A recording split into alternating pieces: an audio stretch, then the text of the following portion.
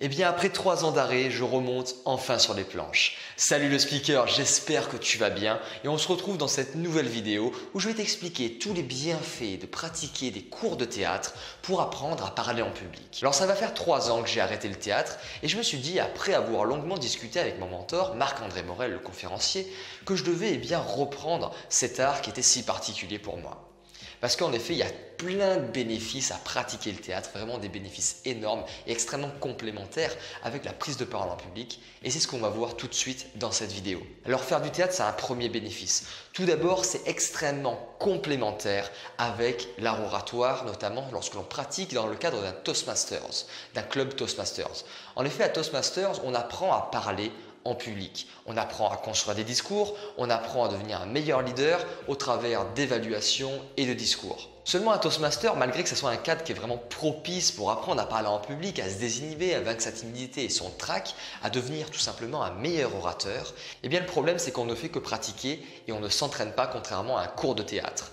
En effet, lorsque tu vas prendre des cours de théâtre, eh bien, c'est toujours dans une optique de réaliser une pièce. Donc par conséquent, lorsque tu vas aller à ce cours-là, eh bien, tu vas t'entraîner sur différents points précis pour t'entraîner à cette pièce de théâtre que tu vas jouer dans quelques mois. Donc c'est pour ça que c'est extrêmement complémentaire en fait de pratiquer le théâtre parce que ça va t'obliger à sortir de ta zone de confort et de cibler des points très précis pour t'entraîner, par exemple que ce soit ta gestuelle, ton body language, ta voix, ta diction et prononciation ou tout simplement tes déplacements sur scène par des jeux de mise en scène. Et justement, le deuxième bienfait d'aller à des cours de théâtre, c'est que c'est un bon moyen de pratiquer justement sur tous ces points que je viens de t'énoncer et il y en a bien d'autres.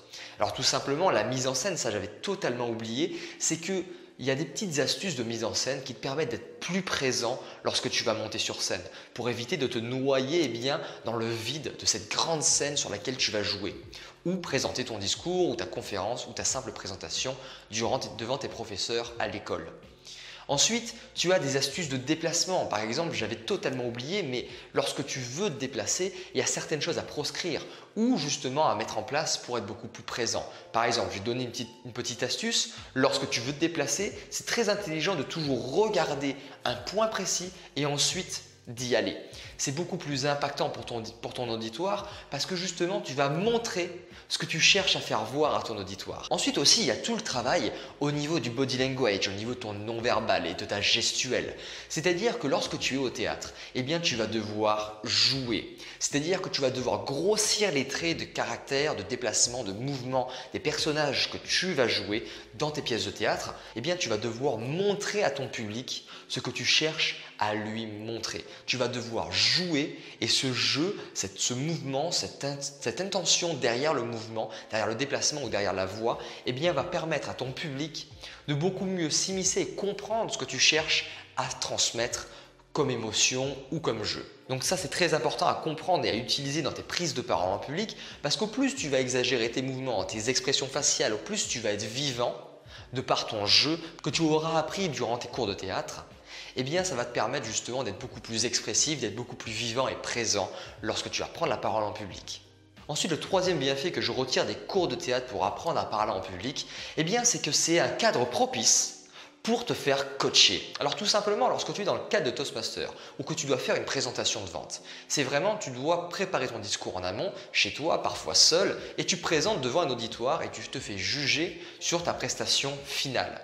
Alors que lorsque tu es dans le cadre d'un cours de théâtre, tout simplement, tu vas être obligé de t'entraîner avec un groupe pour un objectif final qui sera beaucoup plus lointain et qui va être de faire une pièce de théâtre ou tout simplement en fonction de tes objectifs de t'améliorer dans la prise de parole en public. Et vu que tu vas t'entraîner sur ces points précis à chaque fois lorsque tu vas aller à ces cours de théâtre, ça va t'obliger et ça va t'aider à ne plus refaire certaines mauvaises habitudes que tu peux prendre au fur et à mesure que tu les fais. En effet, le travail en groupe va t'aider à éviter de faire ces erreurs-là et à prendre de mauvaises habitudes et ça va t'aider justement à ne plus les refaire pour le jour fatidique où tu vas avoir ta présentation.